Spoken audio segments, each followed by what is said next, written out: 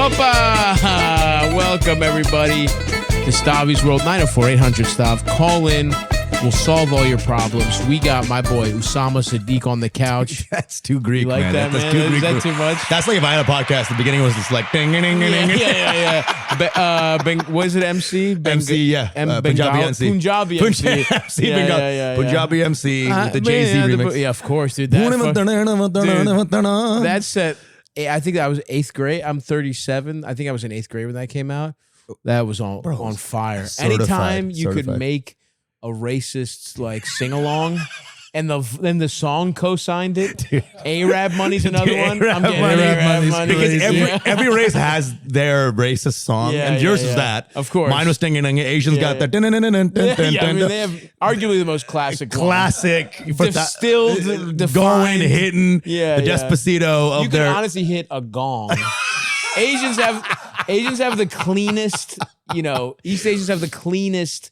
Like music to their ethnicity. The branding is strong as always. Absolutely. No, that's why they went. It's the Asian century without question. Come on, baby. China's coming for us. You hit a flute or a gong. Every instrument actually has a Chinese branding. One flute with and a guy doing this, awesome. They honestly, that's some soothing ass music. Maybe it's because, maybe I don't know. They're just like, I'm trying to think what the most soothing. I think it's probably that type of Chinese flute type stuff. Definitely. I think your culture, my culture, there's like a superlative nature to it. Mm-hmm. It's not necessarily a calming No, it's not culture. calming at all. It's really over the top. Greeks and Bengalis, all South Asians in general, just a hyperbolic to the fucking, really overdoing it. Like when I saw Big Fat Greek Wedding, that was like legit actually could have just been South Asian. Oh, interesting. Like it's literally the same culture. Yeah, I mean, I respect do Bengalis do like 15 weddings? Yeah. Okay, y'all do the. We don't. We got one and we make it count. Right. It's like, but it's like a legit traffic's being stopped across. No, town. it's a big deal. Yeah, it's definitely a big deal. And the plate breaking. Greek people love to break plates. They love to I've always said the first time I ever saw anybody make it rain was Greek people. Yeah, they'll straight up throw for real. They'll be doing like a traditional Greek dance, and like old guys just throwing dollar bills. Dude, up. it is a kooky. And you grew up like first generation, right? Your parents, or you speak Greek to your parents? I speak Greek to my parents. Damn. Yeah, my dad still. I don't think. Like if you had to talk to my dad, I really don't know how deep the conversation could go. It's true, but I also had my dad for my life. Right. You know what I'm saying? He'll drop that he had cancer like out of nowhere, like it's getting groceries, And I'm like, what? He's like, no, it's fine. They cut it out. I'm like, there's a whole saga that you didn't talk about. Did he drop that on you without you knowing? But this is like a couple weeks ago. He was like, I had cancer for 4 months. For 4 months? Didn't want to tell y'all. That's nuts. What? Dude. My mom did some shit where she had she didn't want to say anything. She had the, the biopsy. Sure. And it came back fine, but she was like, oh yeah, my doctor thought I was fucked. Dude, I didn't tell you guys. And I was like, what? It's crazy. That's exactly when you should tell us. They don't see us as a team. Like, it's not like, oh, my son can help me with this. Of course. It's like, I'm going to tell my son, then I have to worry about him being worried. Right. Then my weak son. My weak gay son. Yeah. His strong patriarch. He'll be crying because his patriarch will be stolen from him. Right, because I'm the only thing holding him back from pure pussiness. Yeah. It's like that meme with the soldier getting knifed. Of course, yeah, your dad. Every immigrant dad thinks they are stopping you from pain. When it's really the meme should be the soldier throwing the knives at the child. Meanwhile, this is me and my dad is the knives. They don't realize they are the problem. They are fully the knives. 100%. So I'm like, what the fuck? I actually cried on the phone. I was like, Dad, you can. That's crazy. And I was like, you could use us as like support. And I could feel as I'm crying, I know his mind was like, what a fucking pussy. Fucking idiot. Yeah. He's like, why are you crying? He's like, I'm sorry, is something else going on? Did you just lose a hand-to-hand combat to a jacked Indian? Were a Pakistani worse? Yeah, you got yeah. You know? Were you just embarrassed socially by a Pakistani? The only Did Kumail Nanjiani came through and call you a bitch, and then he flexed on you? And did you cry while his also gay voice was coming at you? Because Kumail's was hurt harder because that voice is also kind of cute. That voice is cute, and now he's jacked. He must be an Indian's nightmare. Yes. Because the voice should be like, I can beat your ass. And you see him and you're like, oh, this is even worse. No. I don't know how violent he is. He doesn't seem violent. But I met him once. He's a very nice guy. Nice dude. He's a friend of the program. Yeah, he's cool. But yes, that's got to be the worst nightmare for an Indian father is a jacked Pakistani who cucks you. Yeah, you know what I'm saying? Because in general, there's like geopolitics issues, and Bengalis fought Pakistanis back, and they genocided in 71. So got a repent in 71. So every Bengali got that deep. Is that like so? Is Bengal like on the kind of like bordering Pakistan? So Bengal is like an ethno-linguistic area, within India? India and Bangladesh. It got cut in 71, 47 when they partitioned India, right? Interesting. They cut it. So Pakistan was on the left, then India, then East Pakistan on the right. So Pakistan had jurisdiction, but it was like they had East Pakistan. But that's what became Bangladesh. Okay. You see what I'm saying? That's hilarious. And then there was like jurisdiction, but over 1,000 miles was like not like a different country basically. Right. So then eventually they tried to enforce martial law, fought back, and then got our independence. And now what is East Pakistan is now Bangladesh. Oh wow, okay, nice. Yeah. So now you have Bangladesh and some of India. So Bengal group, right? So Bengal, who speaks Bangla, speaks the language is both India and both. But the sovereign countries you got. Bangladesh. Gotcha. Okay, nice. What's the Greek version? Who'd y'all fight recently? On our board, Albania is on our border. Oh yeah, they really. I knew it. Turkey. Historically, because Greece also, it's like you got all the islands and shit. Honestly, I gotta say, we kind of came out really nice post World War II because we got to keep all the islands. Right. Some of that shit is by Italy. Some of it is by Albania. Some of it's by Turkey. We kind of, I don't know how we finessed it because we were weak as fuck. Well, Italy lost, right? So you fight. I think that's what it was. Shit, we actually, I will say, we kind of hard cocked Italy. Yeah. Italy tried to fuck us up, and they couldn't do it. They needed Germany. Italy attacked from the south, and we were like, we got you fucking. Well, dude, Italy couldn't even take Ethiopia, dude. At the time, right? Italy, like guys with sticks and I know when they have to do actual warfare, when they're not just sneaky criminals. Italians can't. Italians can't fucking kill anybody. When the war isn't pickpocketing when somebody. It's a fair fight. These fucking people shit on the French, but French actually have some wins. But Italians get scot free off the stereotype. The French did They did kind of say, "Come on, fuck our asses, Germany." Just don't destroy the Eiffel Tower. We'll do whatever you want. Just to keep our cheese. So maybe that was actually, I guess in hindsight, it makes sense. Maybe that was like a little gift because everybody around us, the Ottoman Empire, I believe, fought with the Axis, right? Yeah, I think they were on the evil team. They were on the evil team, yeah. I think so. And them losing World War II was the end of all their shit. Yeah. And so I think probably that was kind of like a little gift to us for being on the right side. Yes. For fucking up the Italians. What'd y'all do though? Did y'all do anything? We just kind of we just kept them at bay. Okay. Like basically we stopped because Italy couldn't take us. Yes. Germany had to divert resources. Oh. And so it kind of freed up our allies because we were more of a headache than we should have been. We still lost. But we all had a navy or something. Or y'all I don't even fucking know. We were in the fucking mountains. Right, doing some fucking people up. I think it was like we were kind of getting Viet Cong with it. We were with like doing guerrilla warfare. That was Bengalis too. We were in the jungle. Yes. Knew the environment. That's what we did. We fought the Italians in our mountains. Yeah. And I think Germany did fuck us up eventually, but it was like we had to fight a 2-front war with nothing happening. Eldest is smiling over there. What's that? How accurate are my recollections? I see something that says it wasn't until February 23rd, 1945 that Turkey voted unanimously to declare war on Germany and Japan. Yeah, they were. So they were. Wait. Well, that was when Italy was even out of it. That's so funny. Turkey tried to fucking be like, we're the good guys. When was it? February 1945. Wait, that's the end. When did they drop the bomb? When did they drop the bomb? When is fucking... Yeah, when did they drop Fat Man and Little Boy or whatever? Oh, the Japanese. Yeah. Hurry up, Eldest. Quick. Produce. Fuck. Come on, buddy. Come on. 41?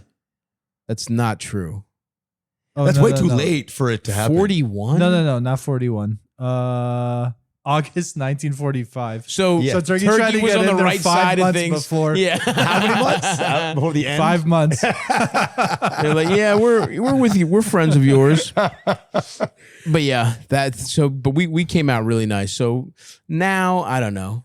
Who knows what the fuck Greece is up to? Y'all are just in debt, I feel like, right? Yeah. Mad debt. There's been some very troubling canoodling with Israel going on right now. I'm sure. Which I really don't like. Let's just say it's a trend in the region. I don't really like what's going on.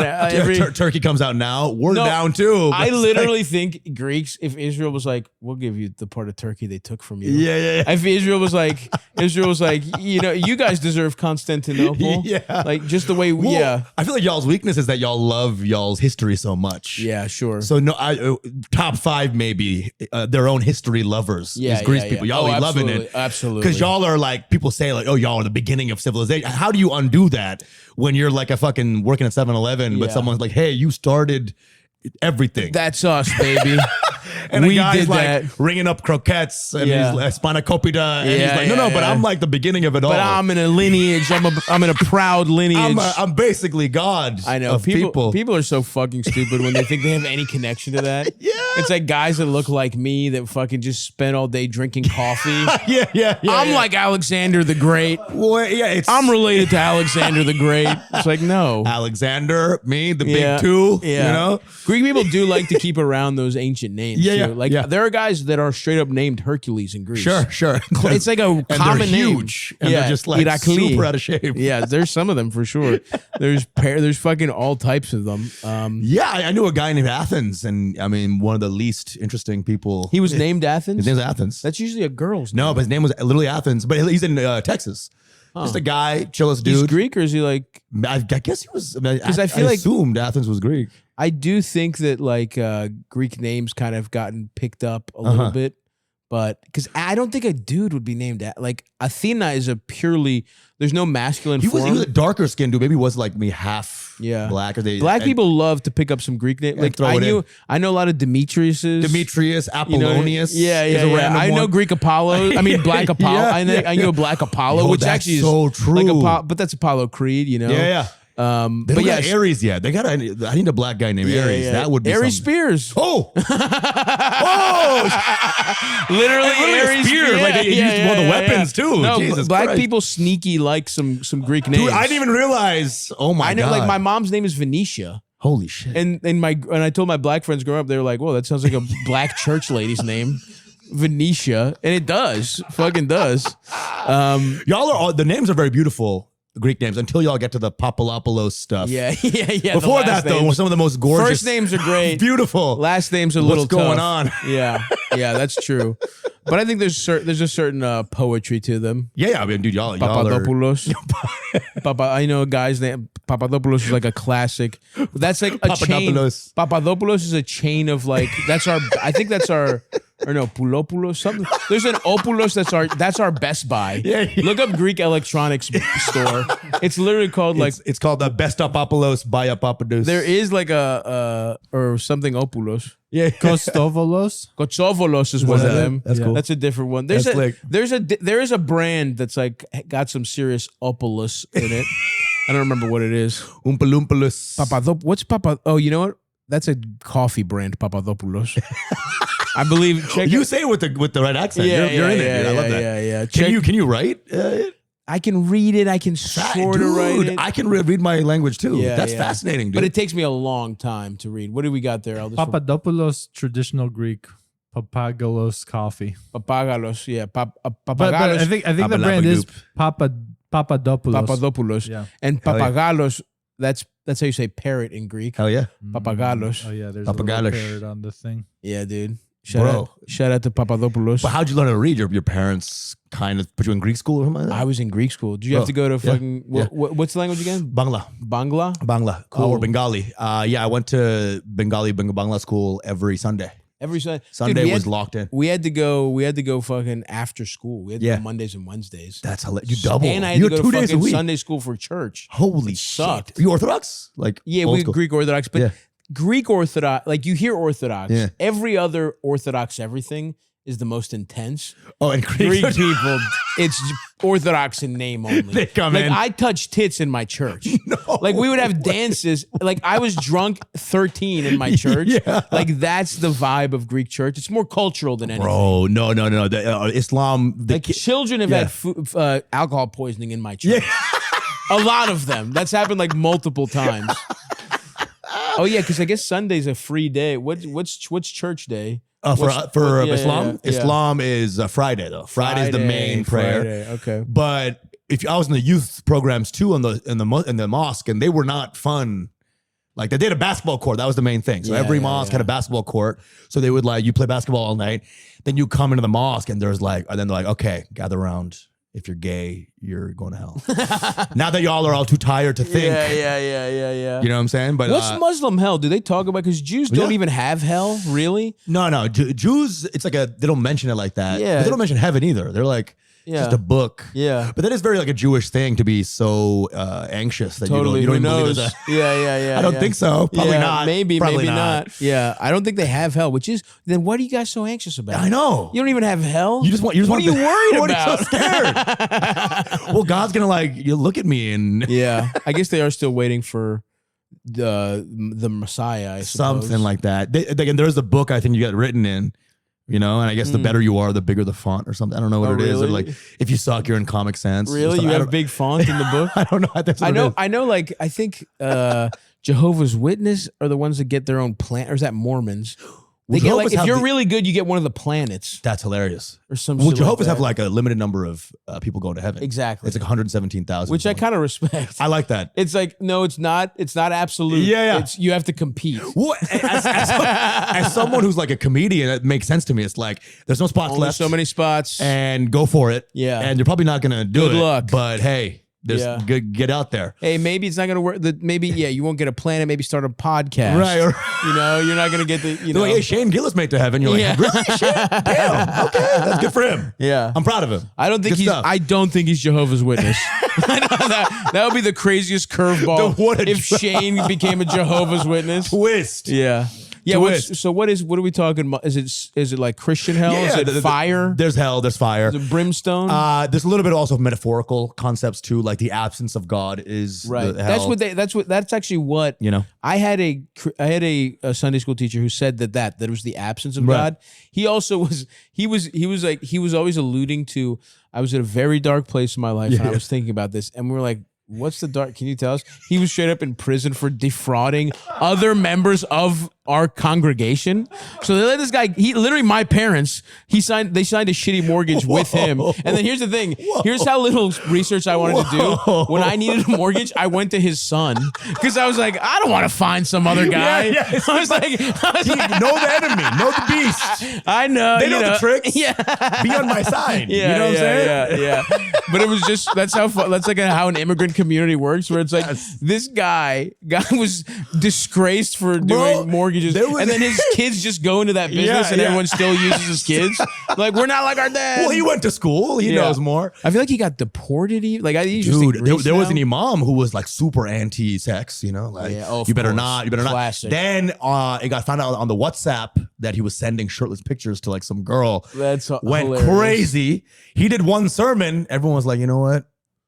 He's nice abs, actually, low key. Also, that is, when you said that, like, to me, shirtless is kind of the way I want my spiritual leader to be horny. Yeah. Because that's even like a sort of like a demure way to be horny. Right. He's not setting cock. I thought it was for sure this guy's got lipstick on. You know what I mean? I thought he's like bi. Right. You know, like when it's usually religious figures are very like anti like sex, they're usually immediately like the worst sexual deviance. 100%. Where this guy's just like being like, got a nice pump. It's kind of like even more Muslim than before. Yeah, it kind of He's like, this is who I really am. I respect that. Because I mean, priest, cleric, whatever, not being secretly gay. Yeah. Big win, usually. Low-key, anybody who's not a priest, if you're in a scandal, just say, but did I bang a kid though? And right. it should kind of undo. Now the Epstein stuff has really set the bar low for scandal. It's like, I'm not in a pedophilic cabal that's secretly running the whole world. Yeah. What? So what is it that big a deal? I cheated on my wife with a 22-year-old? Dude, I fucked one kid once.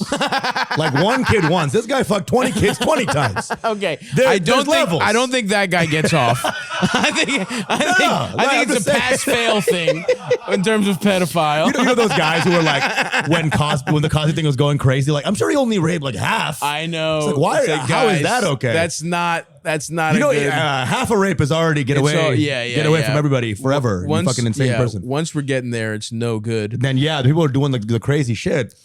Can the imam get married? Yeah. Okay. Yeah. So Can get married. That's how Greek Orthodox priests. Oh yeah. You can get married. So that's how you keep the deviants out. Come on. You keep guys that just want to fuck their like homely wives. And dude, sometimes the fun imams, they go into it. Like during like a sermon, they'll be like, listen, you can't fuck before marriage. You can't, but once you do, bro, anal on the night of. He's like, you can fuck your Come on, you can do whatever you want. So they kind of still like appeal That's to kind the of base. awesome. They're like, dude, you wanna throw it around, spit in their fucking butthole. You can do whatever you want to your wife. Shit, if you want, but not before.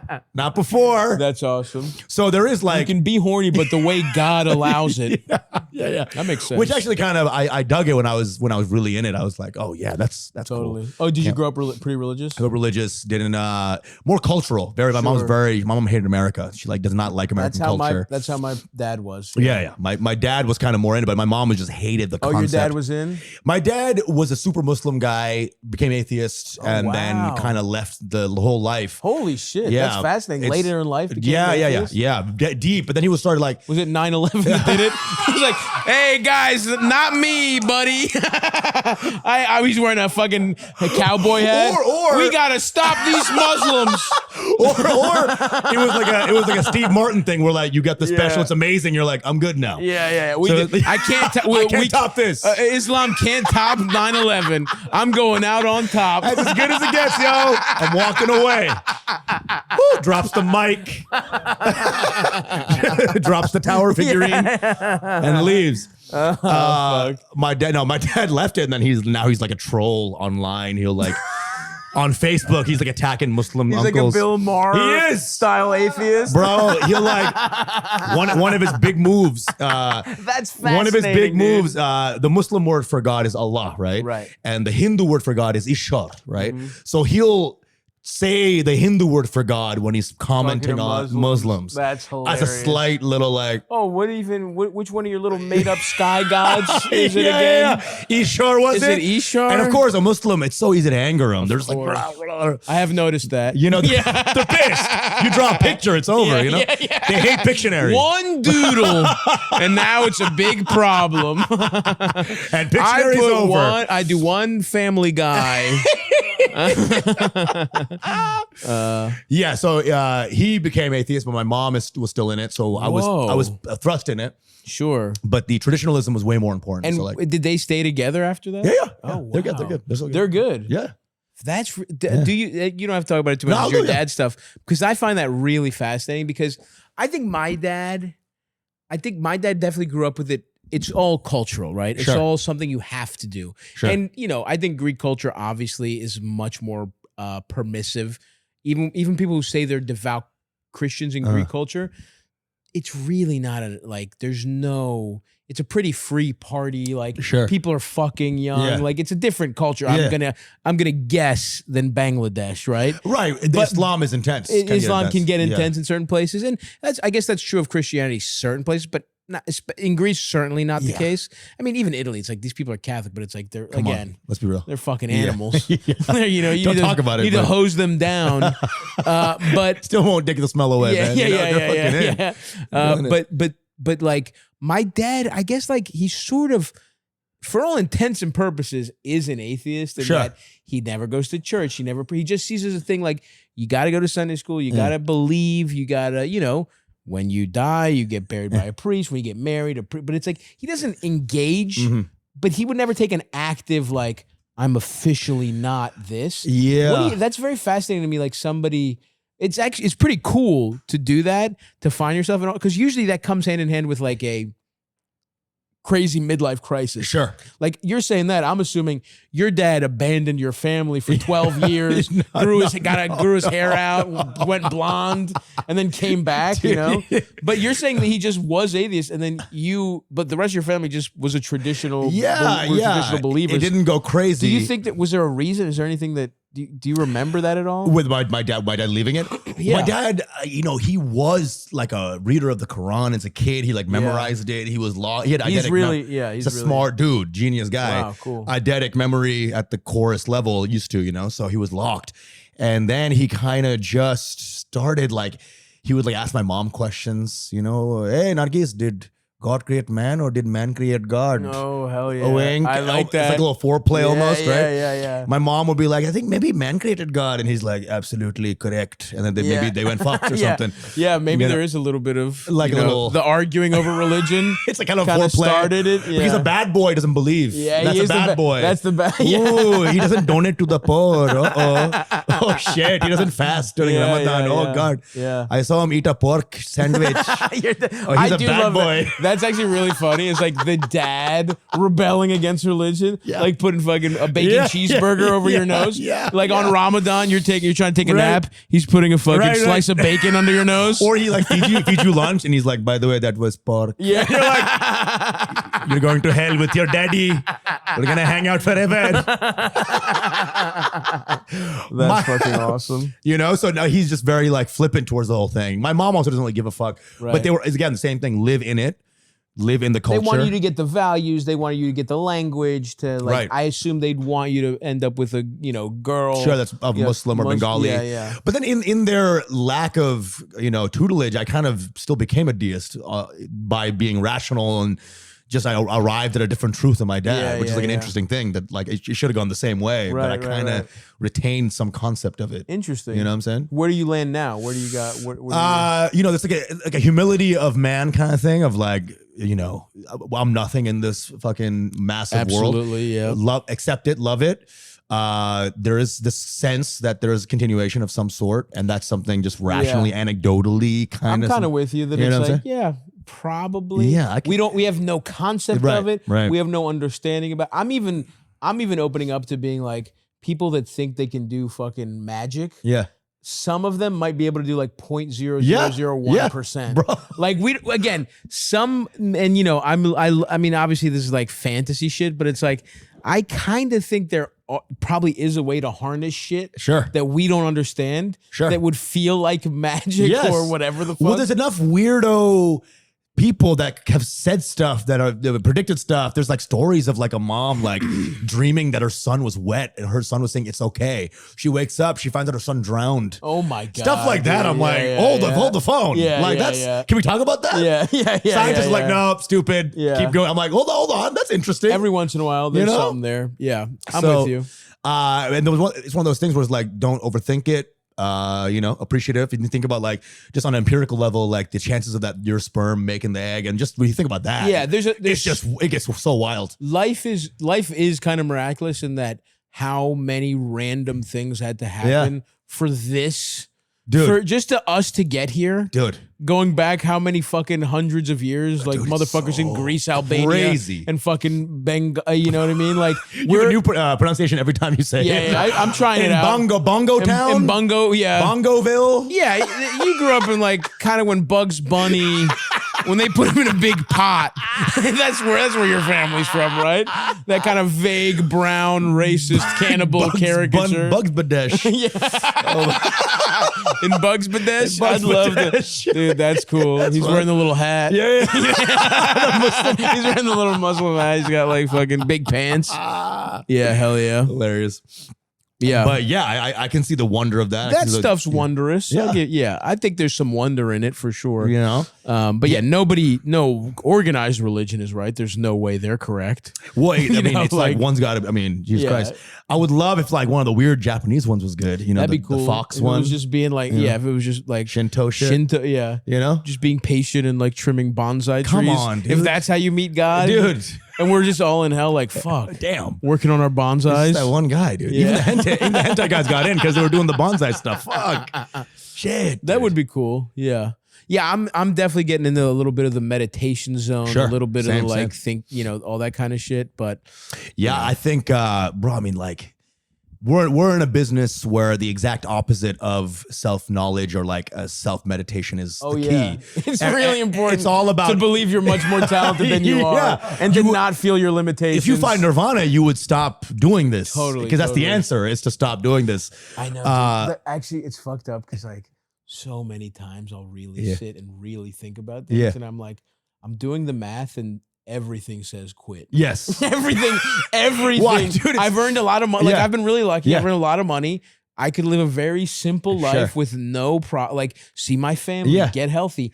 Every way I fucking every equation, every fucking way I look at it, it's like it's coming back. Well, dude, quit. Like, but here you have those thoughts for like a whole day or a week of like, let me find a bonsai tree and really give and then live on the land, and then you do one dick pun that works, and you're like, I'm back. I'm actually a genius, and I can't. The world needs my insight. Don't understand that if you stop doing comedy and did something else, the world would be helped tomorrow. More than what you're doing. One less crowd work video out there. I fucking was working a soup kitchen and fucking relax. I'd be doing the world. How about be the crowd work? Become the guy someone's crowd working. Ooh, have y'all thought about back that way? Give back that. I start my career as a guy in other comedians' crowd work videos. Spaghetti's my favorite food. Oh, we got the spaghetti. Whoa. Beep. You fucking. Oh, you slurp that like you slurp dick. You fucking beep. 100 million views. And then some fucking camera on you. You're just like. That's me. I'm gay. I do suck dick a lot. Oh my god. I love spaghetti and I'm a bitch. He's right. I love spaghetti. I'm a bitch. Gary Owen's right. And I'm a bitch. Ain't that the motherfucking truth? And it's true. I would not know what to do with some black pussy. I sit in Miss Pat shows. She was awesome. She did just that. Basically, is what that episode was. She was calling my dick little the whole time. I told her my dick was little, and she really let me have it for that. Oh my god, a legend. It was one of my favorite episodes. Getting dommed by Miss Pat. But every white comic gets down. Like on Are You Garbage, she dommed them. Of course. What are you gonna out? You're gonna dom Miss Pat? Are you out of your fucking mind? That's what you get her for. She's a fucking legend. She's so good. If you have a need for that, that's a weird thing. Because she has the black lady presence. I'm sure plenty of people would get a sexual thrill from Miss Pat dominating them, just slapping them physically, silly, like not even physically, but like stupid. Oh my god, psychologically, I'm sure. Well, the thing with Miss Pat is that she's so funny, but even she calls your dick small. There's kind of a grandmindness to it. Right. Your dick is so it's coming from someone who's lived life. Yeah, a true responsible elder. It's not That's a model. That's not someone flippantly calling your dick small. No. That's someone with the knowledge of raising generations of children. And she's seen every dick on human planet. And she's like, it's good. Yeah. It carries more weight. It's part of the wheel, It carries more weight from an elder for sure. It's dense. It's a dense dick. You don't realize massive volume. You don't get it. You put it in a little cup. A lot of the water's coming out. You don't get that. It's the meniscus. How about the meniscus change? You don't get the meniscus changing, bro. A lot of dicks full of hot air. There's not really anything there. You don't even get how dense, how rich it is. It's like a very specific type of. It's like I'm flesh, but my dick is onyx. It's like it's like a different. It's like a black. It's black in a different way. Onyx would be nice. Onyx hardness dick. You could go onyx mode. Yeah. When your dick's hard, it becomes pure metal, but you can still feel it. Yeah. That's a cool superpower. I want girls to talk about it like, that's a cool superpower. His dick is like francium. Okay, onyx. Dick onyx would be great. Dick onyx. That's his very low level X-Men. Yeah. And maybe his dick becomes indestructible when he's hard. Oh, that's what I'm saying. So when you have to get horny 100%. and you use your dick as a weapon against Magneto. But it's like, because he's not a magnet. It's just rock, which is actually his natural. It's rock. His natural. And you can beat him over the head with it. Boom. It's a very hard rock. This is a good idea. It's a really good idea. We've been coming with a lot of different superheroes, a lot of characters on this show. Onyx dick. We can workshop the name, but I think as a concept, it does work very well. And then Rogue wants the power, so she has to actually touch his dick. Oh, that's interesting. To get the power. Would then it become a regular hard dick? She takes the power away. You just get sucked off by Rogue, and then you're cured. You're like, nice. That's amazing. That's awesome. I get to be a regular guy, and Rogue sucked my dick. That was awesome. I didn't fuck him, and then you look at her mouth; it's like all rocky. Yeah, you're a whore. All her teeth are chipped.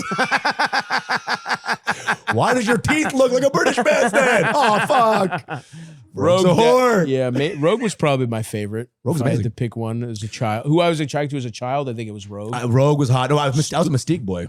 Because I saw her as a minority. The I was like, cartoon Mystique didn't do it for me. Really? The real Mystique does, obviously. The real Mystique was phenomenal. Rebecca Romaine. All day. In her prime. Then we went to it was Jennifer Lawrence. She was a great Mystique. She was hot. But yeah, I think I was in the cartoon. Rogue was just, and I think I didn't know about Southern, something about the Southern Belle thing. As a child who does not know anybody Southern, right? There was something alluring, about that Southern drawl. But yeah, I'm from Texas, so that Southern lady called me the sand N-word. You know, so I'm like, I'm not in the same space. You're in Baltimore, but when I see a girl going like, "How do you do?" I'm like, "That's hot to me." You know, so I'm looking at you're exotic to me. Of course. That one lesbian on The Wire, I'm like, she could get it. Snoop really did it for you. Snoop, that's interesting. Dude, really? Yeah, you're from Texas. Yeah. Like, I do feel like people, Asians. We're talking Indians, Bangladesh, Bangabungus. the Bangaboobies, the Bangaboobies, and the Pakistanos. Come on down to Pakistanos. I feel like a lot of people from that part of the world go to Texas. Is that like what's IT shit. So Texas mad, information technology, telecommunications was crazy. Yeah. Plano, where I grew up, mad. Oh, you grew up in Plano? Yeah. Okay. Sony Ericsson was there. Fucking all the Fortune 500s. Interesting. It was crazy. Lucent Technology. Samsung had a massive office down. My dad worked at Samsung for a long time. He was a telecom guy. So yeah, it's nice. Texas, Dallas, Austin, Nice. Houston too were massive. Everybody's down there. So we're talking. Are we seeing? You know, you got guys with cowboy boots on? Yeah. Do you have like? Do I have some boots? Yeah. Yeah. Yeah. It's a you just got to get one. Yeah. You know. I do feel like weirdly that's more American. Like living in a shitty big ass house in Texas. Yeah. Like I do feel like they're like first and second generation brown guys are actually way more American than than like, you know. They're more traditionally American too, because like the religion and like actually getting married. Bro, this is very true. You know what I mean? Like you're very correct. They live like kind of a much more like I live a very heathen lifestyle as a white ethnic. Yeah, like racists would be like, which one of these two are the real American? Yes. And it's like definitely your family probably upholds more American values than like bro. than no one hates a brown guy like a brown guy. Yeah. You know what I'm saying? Like, come on, dude. Come on, They're brother. even racist. Yeah. Come on, right. Dude. There was like some guy in Seattle who was like a recruiter in a telecom company, and he was like bringing back the caste system in his secretly, low key. He wasn't telling anybody, but he was like low key doing it. And then one white guy who was like a little, you know, he had a little. He just in the know, you know, he saw, you know, Gandhi a couple of times, and he's like, wait a darn minute. Yeah. He found out the white guy whistleblowed the whole thing, and that guy got fired. And he was literally doing caste. He was like hiring based on like level of caste. And thank God, though, it was like Blindside, but like for IT stuff. That's so funny. So some white guy saved the day, and he's like, wait a darn minute. You can't do that. That's fucking hilarious. That is true, actually. They don't get... Yeah, I guess, was the caste system everywhere or just India? No. So it's Hindu thing. So we grew up Muslim, right? So that's Muslims, not you guys. No. So no caste for you. Hindus. Hindus have a caste for that. It's like not as much locked in anymore. Right. Rural areas, it could go. And then sometimes the Brahmins, who are the highest caste, they can be a little locked into it. They want to preserve it because they're at the highest level. They're like, we're white. They're the whites. We're white, God, basically. Dude. When we should be treated like white everywhere else. If you go to Kips Bay, right, you see those Indian, you know, finance guys. A lot of those are Brahmins. You know, rich, get the money. Interesting. You know, and it's like I did know a guy who was Brahmin. He was one of the most insufferable people I've ever met. Dude, they're like the white rich kids. It's crazy. Same thing. It's Same like thing. it's like Connecticut. It's like Indian Connecticut. Dude, yes. It's like a Connecticut date rapist. But you make him an Indian guy, and it's like that's. But it's like a homeopathic roofie. You know what I'm saying? It's like an Ayurvedic. It's like an Ayurvedic roofie that he uses. You know, it's like kind of good for your body and a weird. It flushes out the toxins.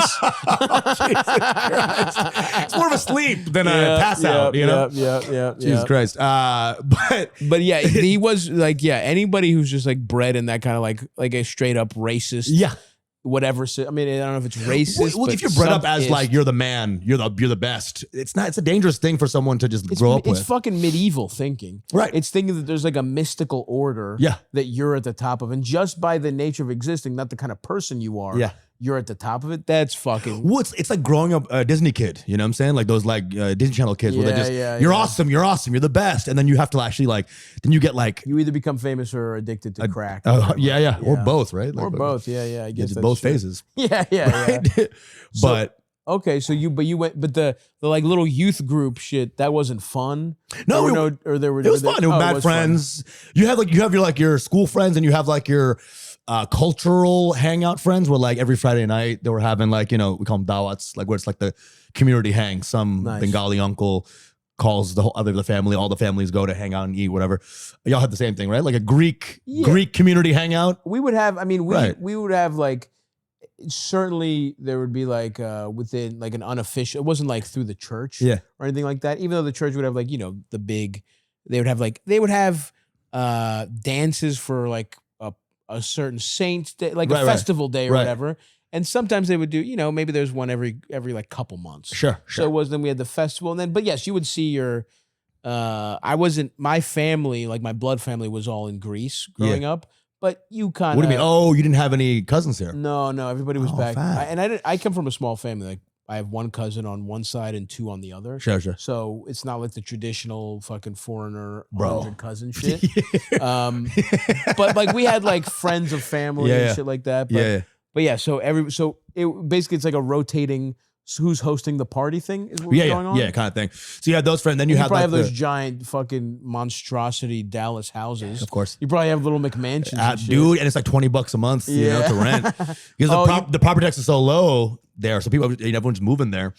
So you must have fucking hung out in some awesome basements. Yeah. No. Texas doesn't have any basements. No basements. Because of the ground quality had no basements. So, but the upstairs was always like a game room. All right. And so you would just go there. That breaks my heart because I was imagining this big ass. No. There's no basements at all in Texas. It's like not able to be done in the something in the soil. I get that. But it was like great, bro, because it was the first time you're seeing like your own cultures, like girls too. And you're like into the girls of your own culture. It's kind of cool. Yeah. Because first you're just seeing like white people all the time. That's great. It's fun. Nobody's hating on that. But then you see like your first brown baddie as a kid. You're like, there's genetics involved. Like, whoa, that's something. Yeah. It is true. Sometimes you just like, there is like you feel a connection in like a old fashioned way. Yeah. Where you're like, fuck, I gotta steal her from her father's village, bring her back to mine. You know what I mean? Like it's just 2 streets over. But sometimes exactly. But that shit kicks in. In your mind, you already know how many goats she costs. Yeah. Somehow, like from your body, it already tells you. The nice thing about being Greek is that you can kind of look like a lot of stuff. Yeah. So any kind of like anyone who's like kind of like dark brunette usually does it for me, but it's like some kind of curlier hair. But you could be like pretty, you could have like a pretty heavy tan that we're going all the way to Latina. Come on. To like, you know, it's like your dumb brain allows me to be attracted to a swath of women. Well, Greece, y'all come in every flavor. Yeah, exactly. So I could be convinced that somebody was Greek. Yes. My penis could be convinced that a Colombian woman was Greek. You know what I mean? Then her name was Apollonia, and then you're like, we're still in there. We're still in this, bitch. Dude, I would love to marry a woman named Apollonia. There's not been an ugly Apollonia in history. Every Apollonia got to be a baddie. Actually, I think I might know. Oh my God. What was her name? No, and I've definitely met some busted women with beautiful names, because Greek women names are awesome. They are beautiful. Like I've had friends of mine who've had like boys. Yeah. And I kind of I've taken the coolest Greek. I do think Stavros is kind of up there. Badass. With the best Greek name. And so like if you're friends with me, you can't really name your kid Stavros, because then it looks like you're dick riding hard. So I've taken the coolest boy name off the board. That's so true. You know? It's not the Dylan. You can't just Dylan it. Right. No, it was just there. We just thought it would be fun. No, you wanted it. But the girl names are better. The boy names, you know, I think like naming a kid fucking Odysseus would be awesome. Bro, come on, dude. Be fucking sick. My dad loved those kind of names. My brother's name is Noel. It's French. Noel. Oh, wow. And my dad liked the concept of having a French name. Yeah. It's so random. Now his name's Noel Siddiquee. What the fuck is that? You know? It's so weird. That's sick. He's Noel cool. He's the man. He's my guy.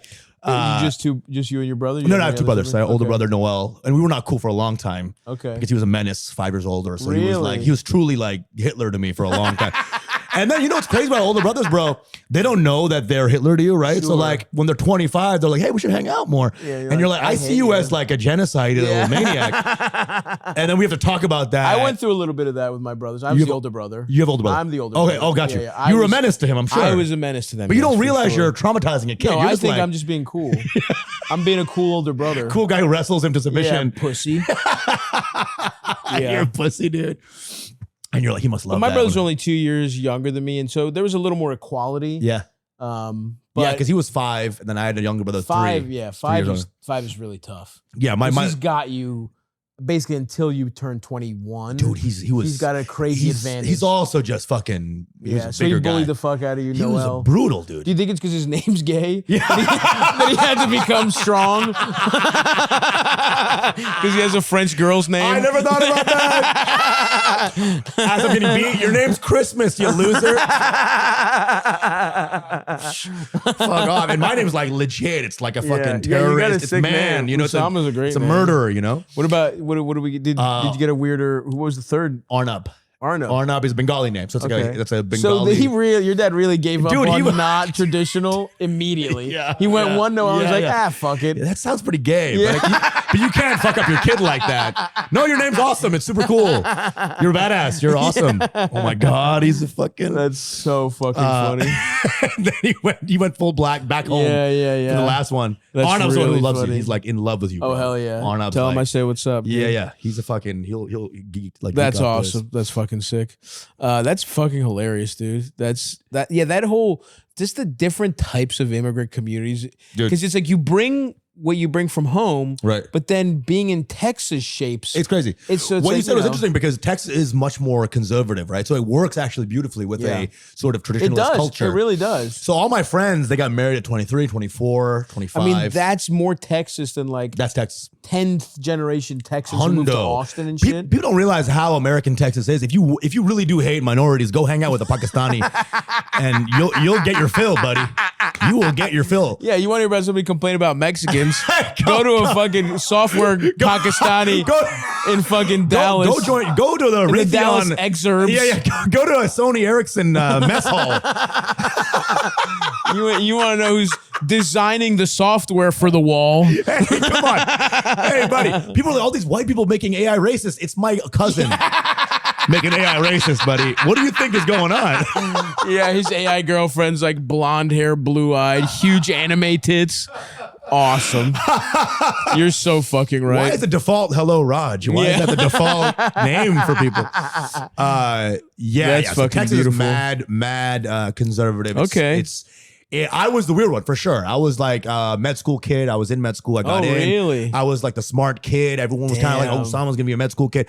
But I was a funny kid too. So everyone was like, but you're gonna be like a funny doctor, right? Right. They couldn't conceptualize. You're Patch Adams. Yeah. I'm with the nose. Yeah. Or Ken Jeong. They love the Ken Jeong one because he was a doctor and also a comedian. People were like, whoa. Yeah. But then I went full, and my own friends were saying, don't do comedy. Because their minds couldn't take that concept. Yeah. Maybe in New York and like other East Coast cities, it's different. There's more artistic bent, but in Texas, it's nothing. Yeah, I artistic. get that. So people were like freaking out. I would say, I want to do comedy. They're like, what? Especially where you are. I mean, you're talking about deep suburbs. Yeah. Like the Dallas suburbs are disgusting. They're nothing. It's like you can't walk. Zero. Like I have a friend who lives there, and he's like, I would never in my life, if I lived in, like he was like, I used to live in a complex that was a 7-minute walk from a movie theater. Yeah. I never once, it never, now I have a not walk. It never occurred to me to walk. Yeah. Cause I was like, I was like going to meet him somewhere and I walked from my hotel to like get breakfast. He was like, dude, you look fucking insane. Dude, there's no sidewalks for one. So you're like walking among cattails, like for a 7-minute walk. You're like, how did the city not think like it's crazy. someone might walk? The zoning, you have to walk like parking lot to parking lot. Yeah. It's really a disgusting you're part like of the world. Weird alleys now, and there's brush everywhere, and you're like, this is a main street. Why am I fucking in Lord of the Flies right now? So it was that. It was a very boring ass town. The people I knew there were the best. So all my boys there, because it's a very brown, Asian, school heavy town, Plano. Yeah. So it was like Oasis. Texas in general is kind of dumb school system wise, but Plano was like this anomaly genius area.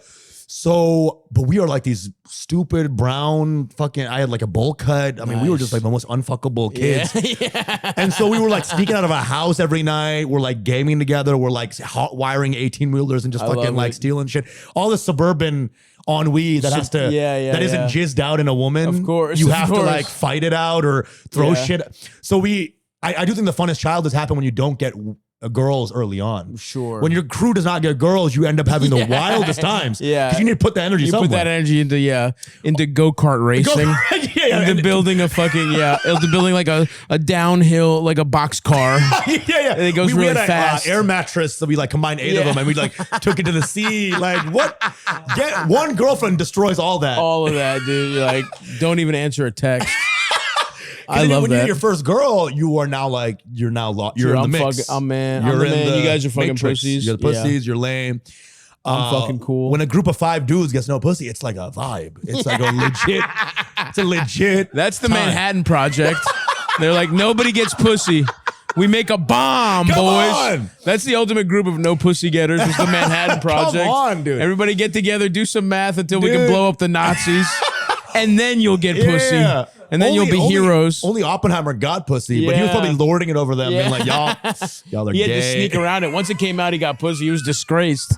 I think that's right. I was listening to the movie. I paid attention. That's so true, dude. Dude, when it became Cockenheimer, he was like, he was cooked. You're out. He was cooked. You're out. You're done, dude. You get pussy. Get the fuck out of here, man. Okay, this is beautiful. I'm loving this background. This is going to be very helpful to our callers, I think. Sure. We're bringing this first generation suburban Muslim background. They don't get a lot of that here. So Eldest, why don't you play some nice calls for us? And by the way, let's plug here. People should follow you. Where can the people find you?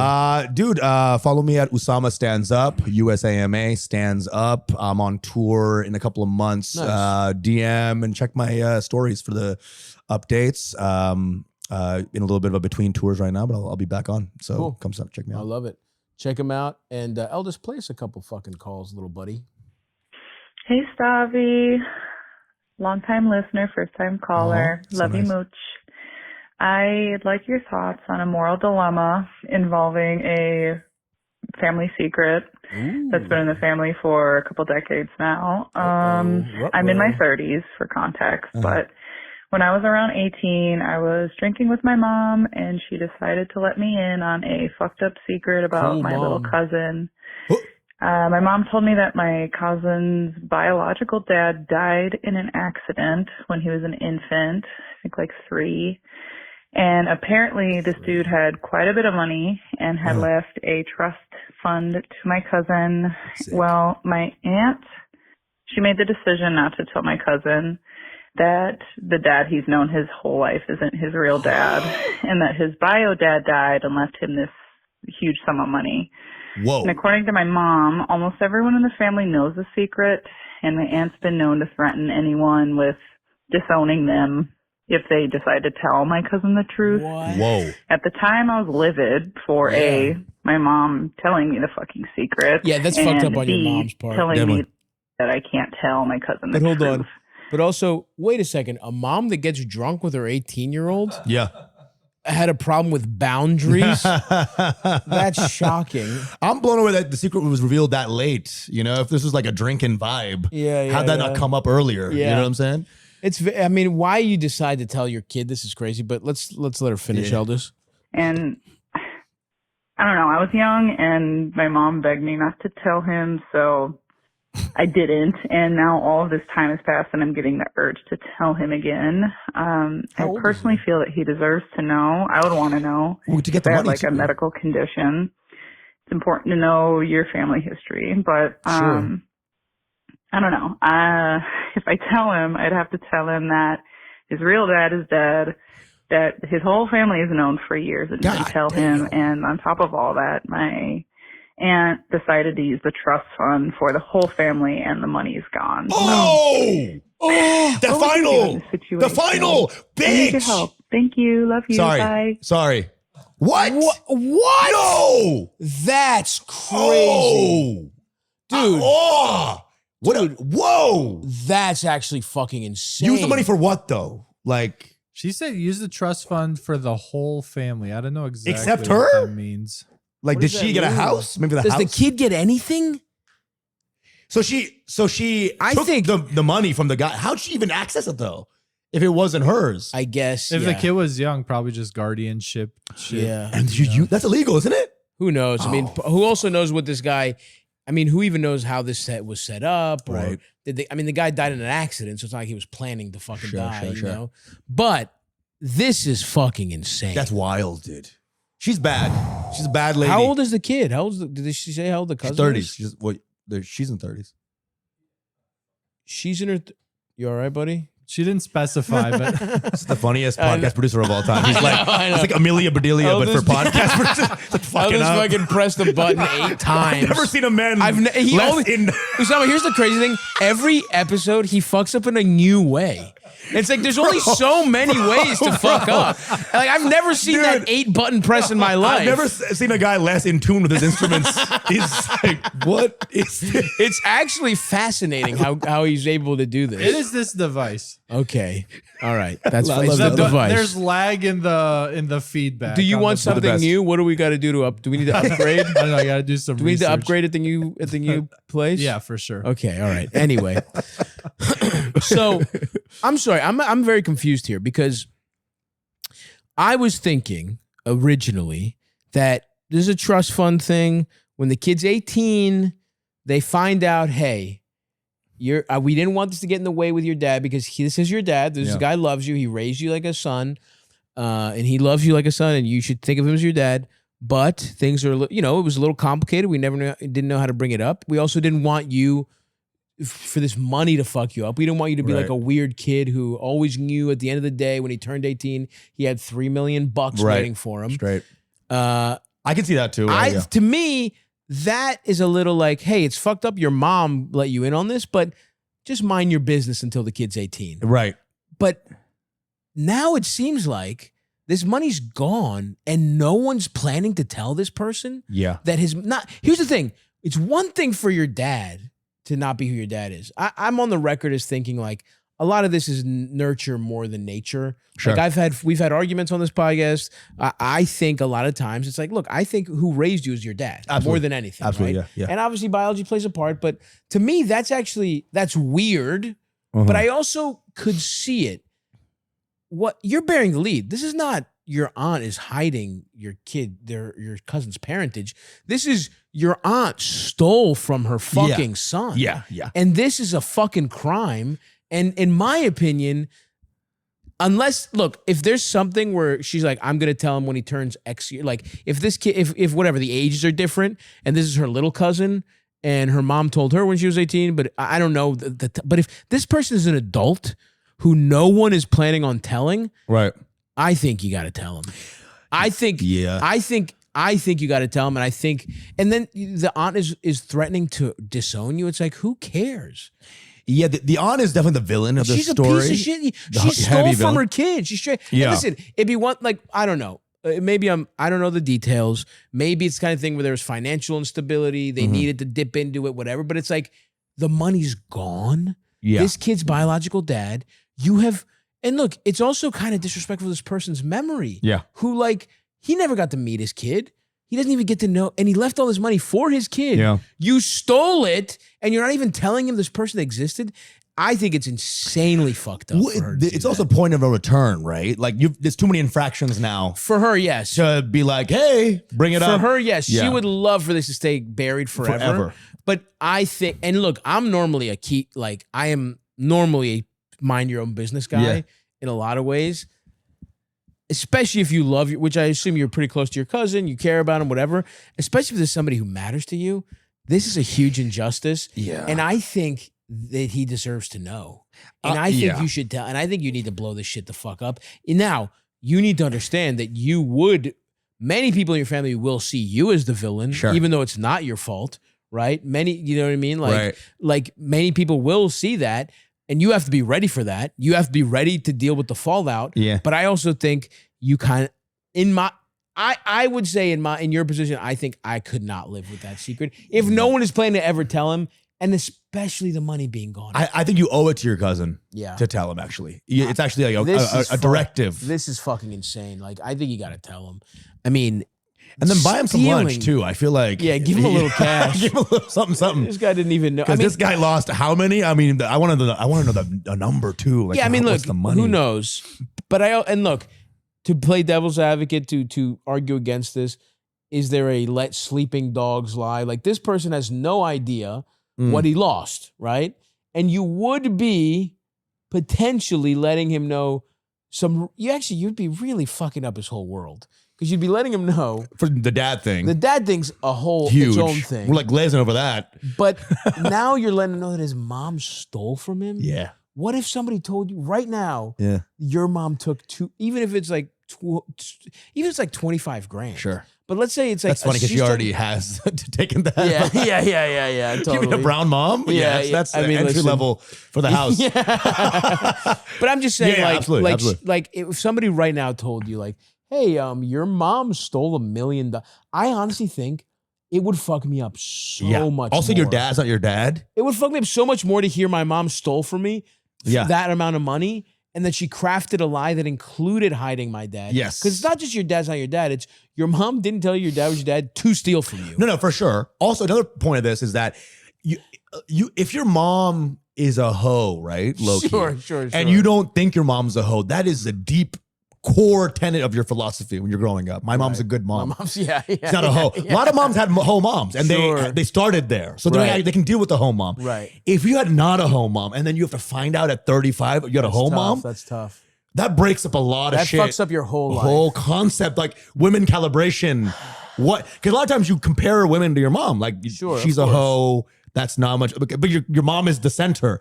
Right. Now your mom's the hoe. Where's your compass now? Yeah, your compass is all fucked up. So that's what I'm thinking about too. And so I think in situations like this, I tend to go, don't stir the pot until something becomes really egregious. Yeah. And to me, the fact that there's no plan to ever tell them that's egregious. No letter? That's egregious. Yeah. But the combination, because it takes what could, again, it could have been an innocent, if misguided attempt. Because people now say the literature is you want to tell kids as early as possible if they're adopted or whatever. Yeah, sure. You could argue that if they didn't steal the money, this is a misguided attempt to like make sure this kid grows up normal, right? Before letting him know about the money. But once you've put money is stolen, this becomes a really crazy infraction against your child. Sure. And I think it rises to the level where I would have a moral problem keeping this secret. Sure. I really would. This is just twofold, too hard. I agree. Also, are you reading a lot of literature about this? I just mean like I've talked. I know it's funny to say that. Well, you know the prevailing voices. I'm like Stavros, like I weirdly have been dealing. I really have been dealing with something about a project that deals with adoption, and so I weirdly have like you learned a little. That like it was like, of course, as a man who is engaged in this kind of thing. Yeah. Well, I'm this program we give advice. I'm sort of an expert. And I'm not an expert. Do not listen to anything I say. Legally, you cannot fucking sue me for anything. Fuck you. Suck my dick. Fuck you. Anyway, that's what I think. Elders, you seem like you have thoughts bubbling up over there. Or no? I honestly don't really. You don't? No. Okay, great. Besides that, yeah, it's pretty fucked up. It's very fucked up. They lied to this kid. I don't even know what I would do. That is like such a big responsibility to know that, especially to like unload that on an 18-year-old. And that can be like so traumatic for an 18-year-old too, where it's like, is he? Do we know how old he is though? I mean her, like her finding this out at 18, right, mom telling her. Right. Like if someone told me that shit at 18, I'd be like, whoa, that's pretty juicy. No, at like, 18, it's not. I'm not faulting her for not acting. Right. I'm saying I get why this is eating her alive. Yeah. And I think even though the time has passed, or not passed, but it's like it's been a while. I think it's like. Tell him. I would like to know that if this were me, I would want to know this information. Yeah. I think this is just such a crazy betrayal. It's very sad, low-key. At really the core sad. of it, it's very sad. And listen, also let's give some grace to this woman who the person she was having a kid with died. Yeah. When the kid's a month old, right? Yeah. She doesn't know what the fuck. And I get making, again. Well, that's the other thing. She said he was 3 when the dad died, which is kind of crazy. He wasn't 3. She said an infant, and then she said 3, which is wrong in 2 ways. An infant's not 3. That's a toddler. Yeah. I mean, I don't know. She might be. Either way. She said, I think 3, whatever. The kid was young enough that the lie worked on him. Yeah. I get, again, to put some grace to this woman, she went through something insanely traumatic. Yeah. Right? Who she was with died. She's scrambling. Also, raising a kid to talk high and mighty while someone's raising a kid alone. Yeah. But it wasn't alone. It was with somebody else. Right, but there was a period between. Sure. Right? And listen, maybe if it was pure emergency that the trust fund was, but something tells me the way she says used it for the family. I think it feels like she stole her. It could have been just for catering and stuff like that. Yeah, vacations and. So I don't know. I need more information. Also, how close is the family? If the family sucks in general, then you don't owe them anything. If y'all are meeting together every week, it's a different thing. Maybe y'all are tight knit. Even then, is that even worse? I mean, it wouldn't change how I see you, what you do. Yeah. It will be different how your life changes once you do it, which I hope you do. Yeah. Tell this man about this. Oh my God. And I think you need to do I would also do a kind of rallying the troops thing first and be talk to your mom about it. Be this is insanely fucked up. Yeah. We should do something about this. Or I don't know. I wonder how the finances of the guy is, If he's poor, it's going to hurt way more. That's interesting. And also it's when she says for the family, did she use it to pay the kids college? Yeah. Did she do it for the kid? What a Godfather terminology, We kind of need to know. But for the family is such a weird way to describe and it. to me, what that means is that it started for emergencies. And then once you get once you get addicted to that little extra money, it's we've all. In college, I remember my roommate got in a car accident and had Percocet. Oh yeah. And he does. It took him 6 months. He didn't have any. Yeah. I took one, and then I looked around. He didn't notice. And then we're fucking leaving, and I'm cleaning out the medicine cabinet. And I'm oh, he won't notice. There was one pill left. Literally, and so I know what it's like to steal a little for. Buddy, my dad. And the first time I did it was because I actually got hurt. Yeah, I had tooth surgery, and I asked them for pain pills, and they wouldn't get it. And it starts for real reasons. And I'm wouldn't it be awesome to take 3 of these and use my meal plan for Chinese food? And that's what you know what I mean? It starts good and then it becomes literally crazy. My dad coming home from the hospital, heavy drugs, Oxycontin, all the shit. And I'm just I'm not even an addict by any means of any kind, but I'm okay, it's here. Let's take some. Yeah. I had a train ride back from DC. Take a little, don't sleep. Sounds awesome. Ride it out. Woo, I was a Molly kid for a long time. So get back to those days for a little bit. Yeah. So anyway, I think you got to tell him personally. I think we really did dive into this because it was very meaty, but that's our and I'm just so sorry. I'm so sorry that's going that's crazy. That's really sorry. Heart goes out for real. That's crazy. And your mom is a dumb ass for telling you too. Yes. That's on her in a major way. What her voice and what the story she told was so great. Came in so cute, first time listener. Anyway, here's a fucking bombshell. Yeah, you dropped the bomb on us, and I respect that. That's heavy. Great. That's something meaty. That's a good fan right there. That's a good fan. Good stuff. Thank you. Real life. Give us another one, Eldis. Hey, Stavvy. Hey, Eldis. And hello, beautiful, esteemed guest. That's right. First time, long time. So I'm a 24-year-old at my first job out of college. I'm an engineer at a startup, and I've made a good little friend group for myself of a bunch of dumbasses like me at work. We're all in our 20s and love fucking around at work and joking about how our dicks are small or whatever. Sure, classic. But love it. Classic the issue is that there's this one 40-year-old dude on the team that's this senior level, super technical, super nerdy and awkward dude on the team who just never leaves us the fuck alone. He's honestly not a bad dude, but I can't have a single conversation without this man letting in. I'll just be talking to my boys about some dumb shit like jerking off or whatever. Sure. And every time he'll pull up and legitimately be like, "What's up?" or "What happened?" And it's been getting on my nerves That's crazy. tough. And it's every single conversation I have too, professional and personal, that he either like eavesdrops or butts in on. The other day, my boss walked over to my desk and told me some shit on the down low. And the moment he left, the annoying guy says, like, what did he say? Why did he say that? And like, I typically either ignore him or like fill him in on the more tame conversations, but he won't stop, and it's been months. And like, at first we did try to integrate him, but he either sits there with a blank face, shakes his head, or like says some snarky shit like he's above these conversations. But this still happens every day for months. And I don't know how to shake this guy, and I need help. Thank you, Stavvy, baby. I love you. Peace. This is a tough one too. This is a very, because I know first of all, there is something admirable about this guy. This guy is, he knows that he shouldn't act. Like there's the boss is being on the down low, and he's like, I don't care, I want to know. Because everybody else also wants to know. And he's like, tell me.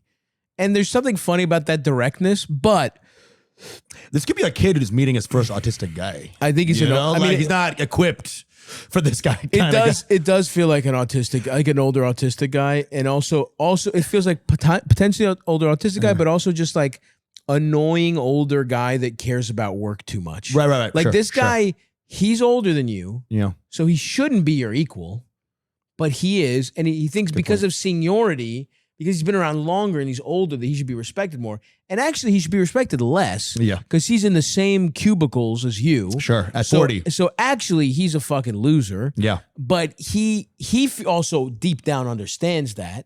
And he has to take it out by sort of regulating the social interactions. I think he wants to be like the head honcho of that room or whatever. Yeah. Because he thinks it's kind of Dwight vibes, honestly. Yeah. It's classic, very good. It's classic assistant to the manager vibes, where it's like, so the guy's harmless, low key, because he's so annoying, because he's at the same level as y'all. So it's kind of harmless. In my mind, what I would do is I'd lean in and I'd be like, we're talking jerking off, dude. We're talking dicks. Yeah. And eventually, if he's weird enough, he'll just fucking, atrophy. But I don't know. I don't think you can out alpha this guy. You think he's like iron will? I really do. If he's the kind of guy I'm imagining, I do think there's no way to beat him. I don't think you can beat him with honey either. You can't shit on him? You can't, as a group, shit on him? That's what I'm saying. Yeah. I honestly think the only way to defeat someone, like, you have to be openly hostile. Like, he has to be like your fucking enemy. And you have to be like, fuck you, Frank, mind your own business. Ooh, or like in a joke, it'd be like, Frank's gay, right? Everyone's like, you're gay. Chance against Frank. Yeah, he should be maybe bullied a little bit. But I just think, like, you just have to treat it with open, like, hey, man, try to be your friend. You're being fucking weird. Yeah. Like, it's like, or if he's going to act like that, if he wants to know what you're talking about, like, I'm not telling you, man, that's none of your business. Well, also, if he's autistic as a guy, that directness actually works better for those kind of guys too. Right, that's true. They like that because maybe they don't even know the social cues. That's actually a good point.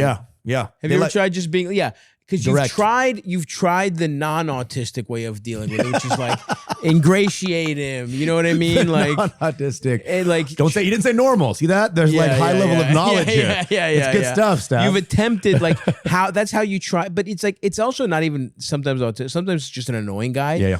And you're just not, so you've tried to ingratiate, put him in the group. That's not going to work.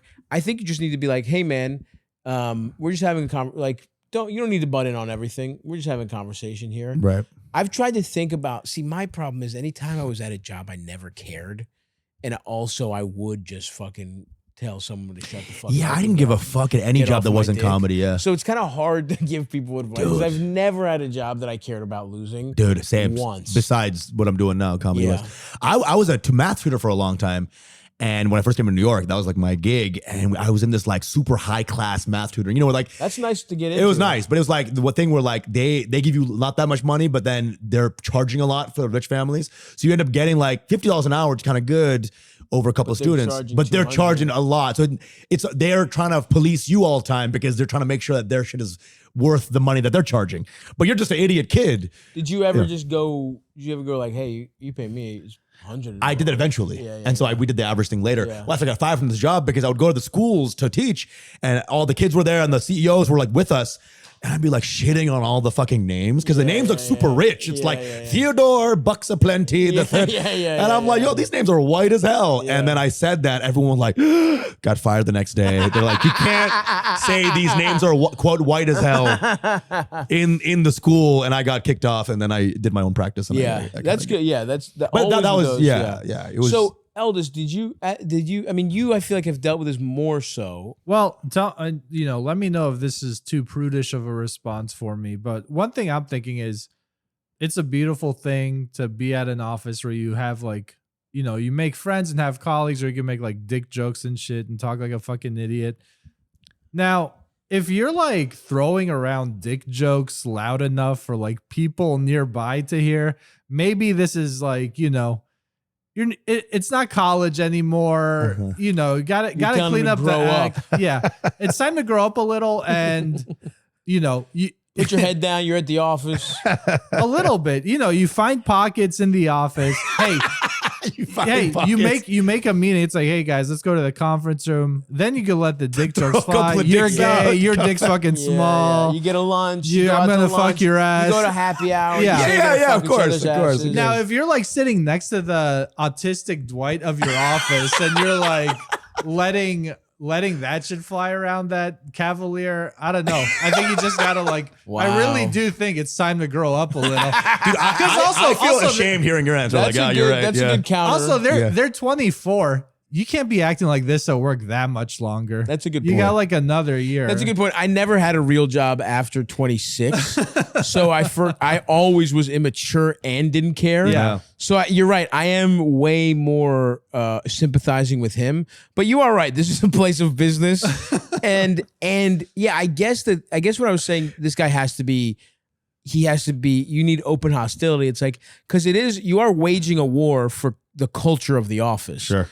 And actually, you might be right where it's like the answer is go underground.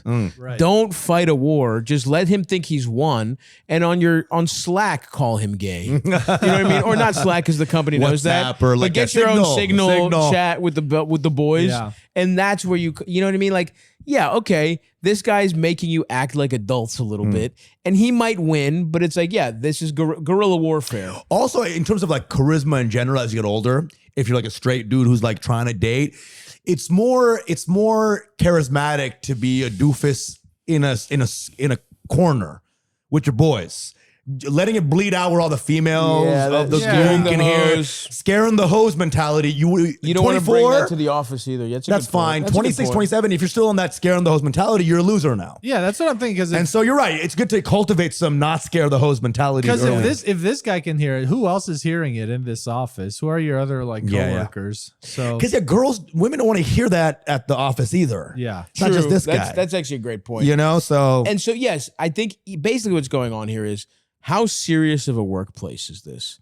Because if you work at some dumbass company where even your boss is on board, then maybe you can defeat this guy. But he just has to look himself in the mirror and be like, I have to work with these fucking idiots, right? And he loses and he's suicidal, whatever.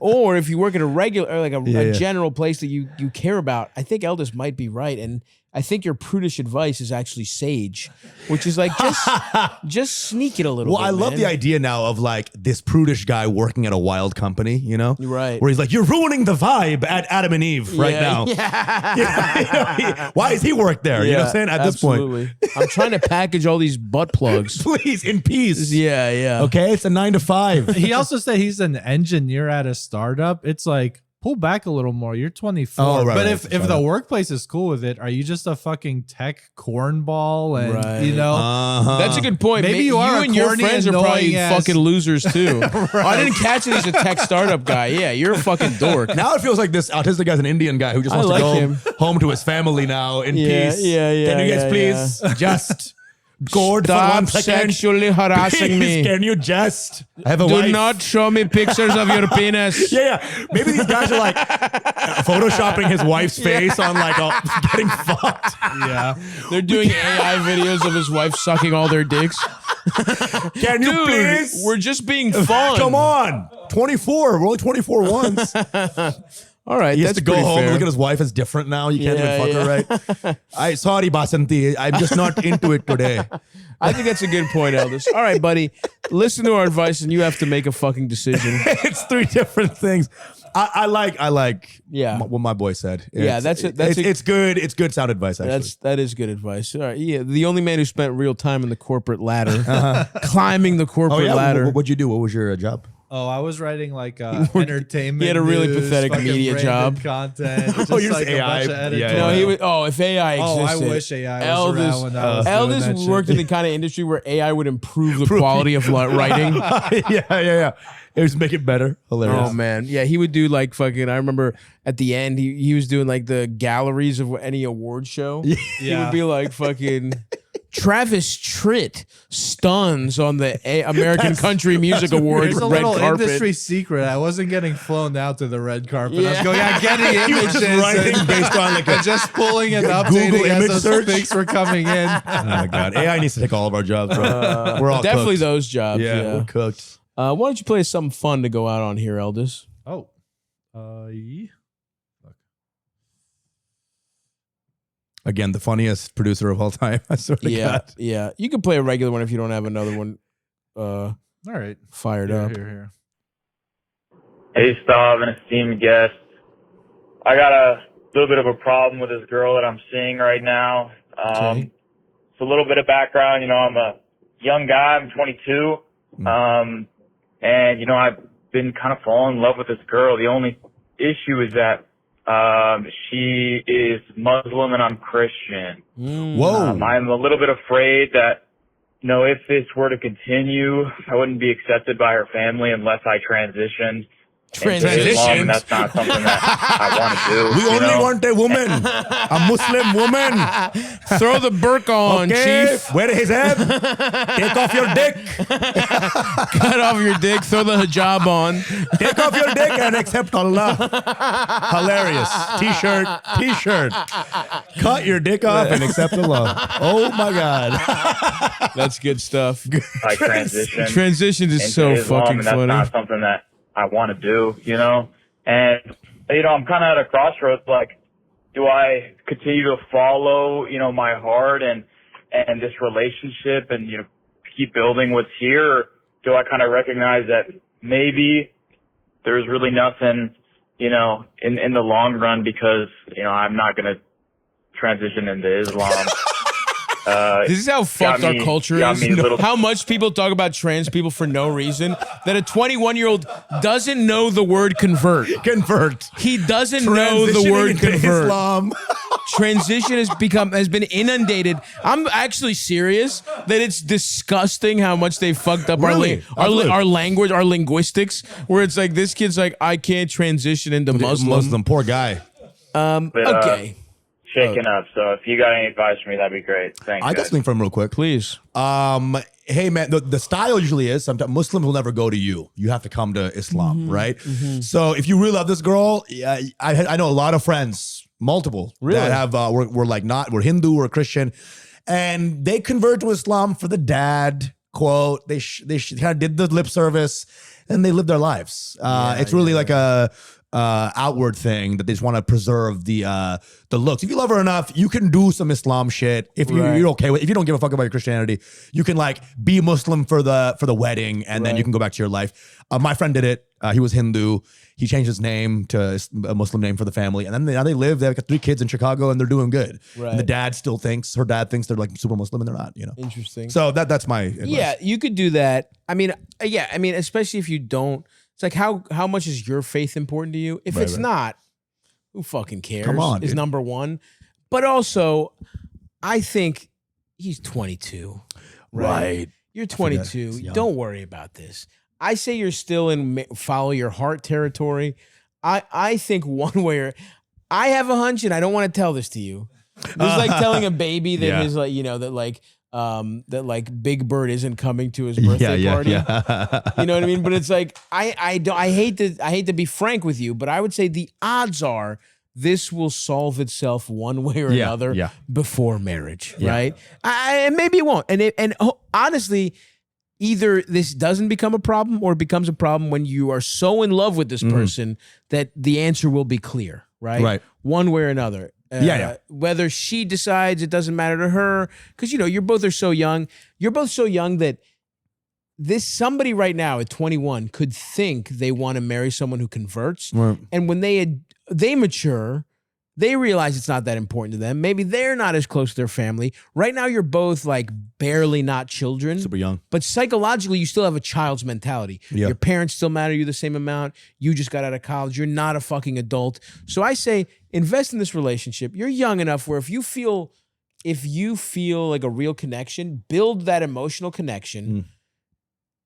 You're so far away from like, getting married to for sure. Person. I mean, if you do transition into Islam and post-op, you feel still Muslim post-op, then you can go into it. Again, to be honest, dude, it's like, when you're a kid, this stuff matters way more. Like the identitarian concepts of Christian, Muslim, gay, straight. Of course. All this stuff dies out, and eventually you're just like a flesh body about to die. Dude, like, I used to think that if I married someone, they would need to be Greek Orthodox. Yeah, that's how they. I'm not religious at all. I know. Like now it doesn't. Now that's like my parents insane. still lock it in, but I'm like, if I bring home anybody at this point, they're like, thank God, just if you wait long enough, please, you bring home anybody. a black lesbian atheist with one leg who's a guy,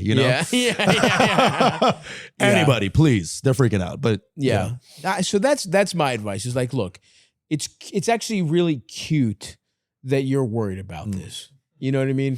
Yeah, it's like a kid being in Little League and being like, what if I get hit by a 99-mile-an-hour fastball? It's like, that's not the league you're in, brother. It's slow pitch right now. You're fine. You don't have to worry about converting for marriage. It might feel like you're close because you're in love for the first time in your life. Yeah. But I guarantee you still have it. Even if you guys really are going to get married young, you have a year before you need to actually worry about this. So my advice to you is, just worry about the relationship. If you get to the point where she's pressing you on converting, that to me is a sign that your guys aren't on the same wavelength. Right. Unless if this kid actually, sorry. Oh, fuck. I think it's the first time I've sneezed on the podcast. Holy shit, you okay? What's going on? Blood melting. I know. I fucking start throwing up. Blood comes out of my fucking nostrils. What was that? I've never sneezed before. I guess do convert to Islam then. Oh, yeah. Sorry. That was Allah. That was Allah talking through me. Yeah, sorry, buddy. I'm so sorry. I just have to do it. I just sneezed and the light of Allah came through me. You must convert. Please do. I'm about to convert. Yeah. We're all converting after this. But yeah, dude, I think it's adorable you're worried about this. If you get to the point where it's a really serious problem and it is, and you don't want to, you could just convert in name only. But if you have some philosophical reason you don't want to do that, I think, it's not, this kind of stuff is not important to me, but I don't begrudge someone that it's important to. If it's so, right. But why, the other thing is like, why don't you want to do that? Because for me, I guess if it push really came to shove, I would convert because I don't really believe in anything. Yeah. It's like, what church am I not going to go to? Right. Oh, it's a different thing. Who fucking cares? That's a funny idea. Like, if they're Satanist and like the dad is very like conservative Satanist, he has to marry a Satanist. Yeah. You must sacrifice to Beelzebub if you want to marry my daughter. That's an awesome character. You must fuck this Your goat. dad gets into fucking. He goes from atheism to Satanism. That would be cool. And he's still locked in. That would be fucking awesome. He starts dressing goth. Just an old fucking brown guy with eyeliner on. That's his post-cancer vibe. Yeah, post-cancer. Fucking puts I'm getting into a lot of Sum 41. What? Dad? That's fucking awesome. But enjoy it. Enjoy connecting to someone at that age at 21. Don't worry about this. I say give yourself another year before. And if in a year this is still a concern, call back. We'll give you actual answers then. Yeah. All right, Alex, you got something fun for us to go out on now, buddy? You didn't see that coming. Oh my God. What do you mean this no? Is the best guy. You know it. You know how the best fucking episodes end. Dude, Elvis is like, I turned off the computer actually. I thought we haven't been recording. Go ahead.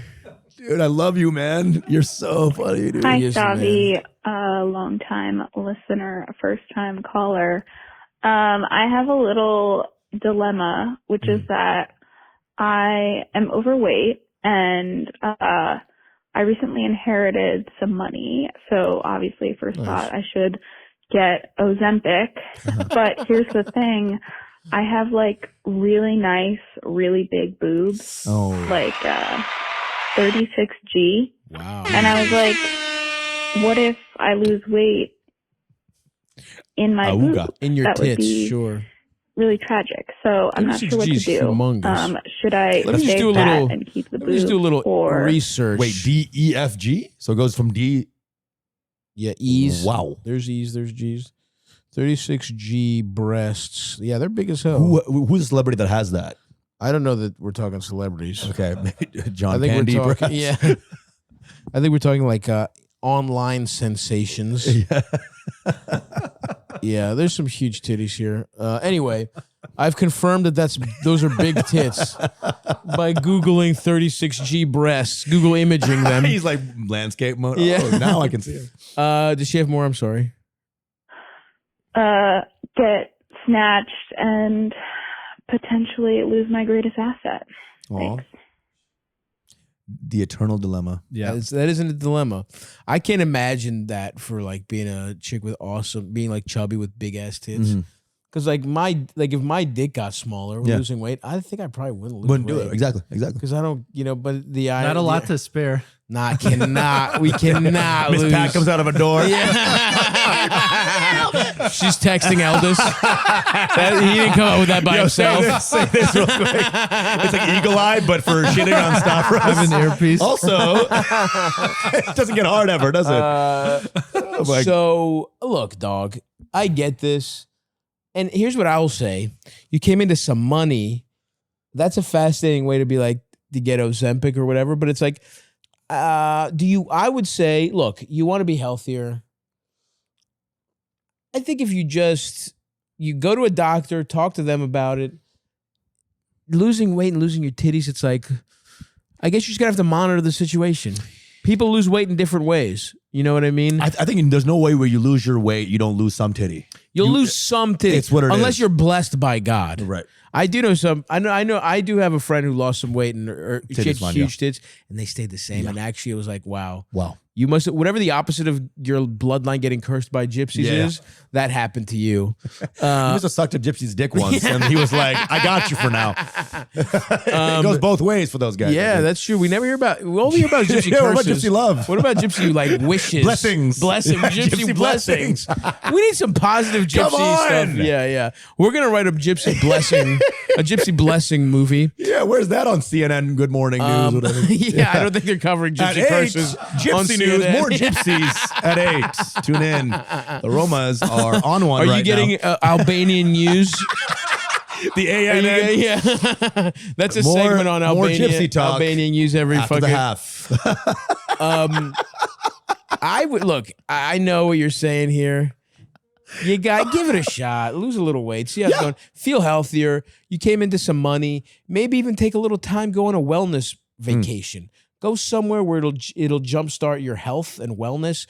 I would say one thing as somebody on these GLP-1s, I would say the very important thing, especially for somebody like you who who's worried about body composition, eat some protein. Right. You know what I mean? Work out. Hopefully those titties don't go first. I'm rooting for you. I don't think they will, but I think ultimately, I do think long-term health. I hate to say I'm loath to say this. I think your long-term health is more important than keeping your gigantic breasts. Yeah, we're gonna stop that one. I don't think. Okay, I take it back. No, I don't think. I don't think you're gonna lose your whole titties, and it's just a matter of like feeling healthier. Okay, guys, one thing. 36,000 G, whatever she's 36G. 36G humongous. to 34E. That's a party. Yeah. I want you to know that it's like, there's no way that's not a party still as well. Yeah. So you actually have a lot to spare in a blessed way. Right. So you could lose everything until double D and you're still considered the biggest hits ever. You can have huge tits. Absolutely. Yep. So it's like your conception of you can still have huge tits. Societally, if you're concerned about societal views of you, double Ds are like the end of the spectrum for most people. They're not that huge, if I'm being honest. Really?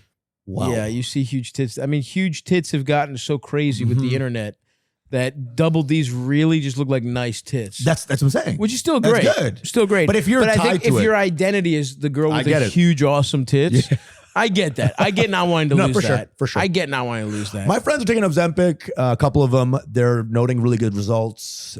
Who knows? In 10 years, they might all have like you know some sort of like lymphoma or something. Yeah, but I might. My heart was going to give out in 10 years anyway. Everybody who says that is like, well, in 10 years, it's like, yeah, dude. What do you think was happening? If you think do I even get 10 years without it? Yeah, blazing glory.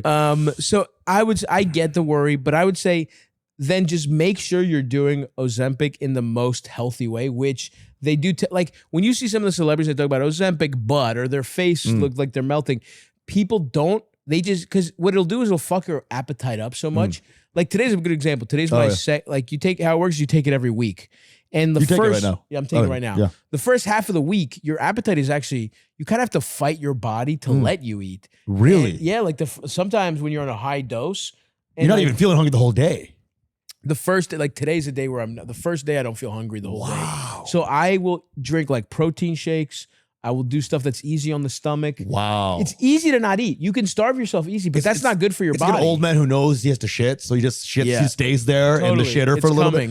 Right. Fascinating. And so I would say really like hit the protein, they take you to exercise. Like it could be the thing, you could take it in a way that starves yourself and takes your body from nutrients. But I say you still have to feed those tits. So find a calorie, do this kind of scientifically. Tits are fat. It's all fat. Tits are fat, exactly. So you're really in danger of losing those fat, juicy tits. So you want just better nutrition in general. I would say hit a calorie goal. Don't starve yourself. I bet you'll lose your tits faster if you fully starve yourself. Yes. As opposed to eating much less calories, but getting all the nutrients you need. Yeah, eating protein, but also working out.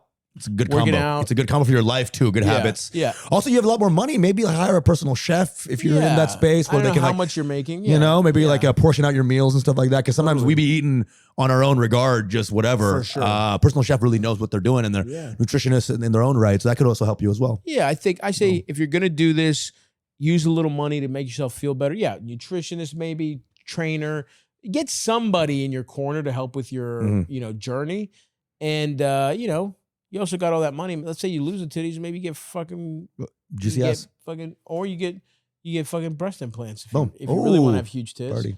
So don't worry about it. Also, you got solutions. Science has solutions. You also seem like a pretty fun person in general. You know, like I agree. Your energy seems fun. You have 36G energy. It seems bubbly. Seems juicy as well. I would love to lay my head on some titties that size.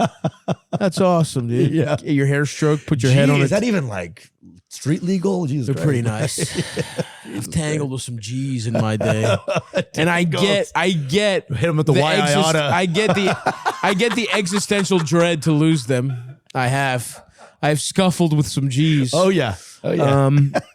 So anyway, that's our advice, sister. Good luck. It's important to be healthy and just do it the right way. You'll be all right. That ought to do it for us, folks. Boom. Thank you, Usama. This was great, man. Super fun, man. Thanks for having me, dude. Of course, check him out on IG. And we will see you guys next time. Bye-bye.